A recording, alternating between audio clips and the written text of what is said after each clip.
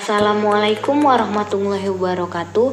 Perkenalkan, nama saya Putri Pratama, NIM 202243015, dan teman-teman saya Putri Inastia Fadila, NIM 202243016, Ade Syaputra Ritonga, NIM 202243006, dan Fauji Papulo, NIM 202243001.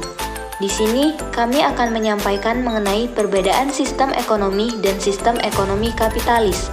Oke, langsung saja. Di sini saya akan menjelaskan mengenai topik yang akan dibahas. Yang pertama yaitu sistem ekonomi, kedua karakteristik sistem ekonomi kapitalis, dan yang ketiga perbandingan sistem ekonomi kapitalis dan sistem ekonomi Islam. Yang pertama, sistem ekonomi.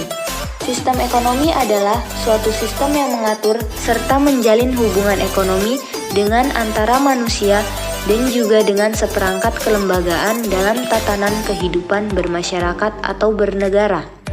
Yang dimaksud dengan kelembagaan adalah aturan main suatu masyarakat. Setidaknya terdapat 5 macam bentuk kelembagaan yang dapat membedakan antara satu sistem ekonomi dengan sistem ekonomi lainnya. 1. Hak atas kepemilikan. 2. Proses atau mekanisme pengambilan keputusan. 3. Antara pasar dan terencana dalam penyediaan informasi dan koordinasi. 4.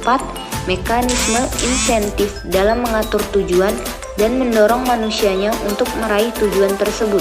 5. Prosedur dalam menentukan pilihan yang bersifat publik. Fungsi sistem ekonomi. Dalam suatu negara, adanya sistem ekonomi sangat penting karena berfungsi sebagai pendorong sistem produksi. Selain itu, sistem ekonomi juga berfungsi untuk menciptakan suatu mekanisme agar proses distribusi barang dan jasa berjalan dengan baik.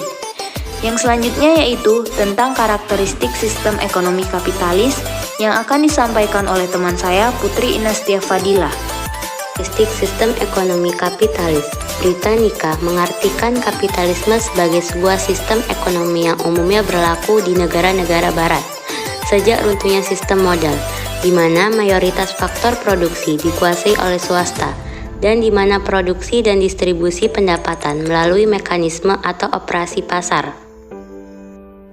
Secara umum, ekonomi kapitalis memiliki 6 pilar mendasar. 1. Kepemilikan individu.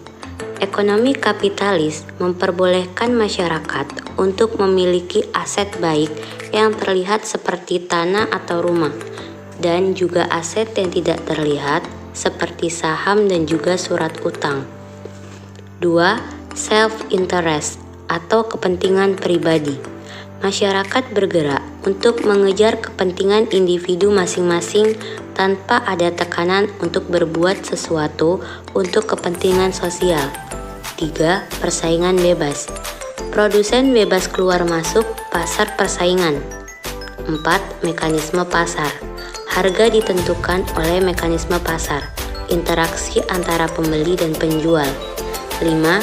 Bebas dalam menentukan pilihan atau choice untuk konsumsi ataupun produksi ataupun investasi. 6. Peran pemerintah terbatas untuk melindungi hak privat warganya dan memelihara tatanan lingkungan yang memastikan mekanisme pasar berjalan dengan semestinya. Yang selanjutnya yaitu tentang perbandingan sistem ekonomi kapitalis dan sistem ekonomi Islam. Perbandingan sistem ekonomi kapitalis dan sistem ekonomi Islam. 1. Perbedaan worldview. Pandangan hidup atau worldview adalah sebuah hal yang sangat penting dan sangat mendasar. Pandangan hidup dapat menentukan arah, tujuan, dan juga perbuatan yang akan dilakukan oleh seseorang. Cara pandang tentang dunia berpengaruh terhadap suatu kelompok masyarakat dalam aspek sosial, politik, ekonomi, dan budaya mereka. 2. Pertimbangan nilai atau moral. Perkembangan sistem kapitalisme di abad pertengahan tidak terlepas dari pengaruh gerakan Protestan yang menentang dominasi gereja dalam segala aktivitas manusia, termasuk dalam permasalahan ekonomi. Oleh karenanya, Kapitalisme menegasikan pertimbangan nilai-nilai atau moral yang digaungkan oleh agama. 3. Harmoni antara kepentingan individu dan kepentingan kolektif atau sosial.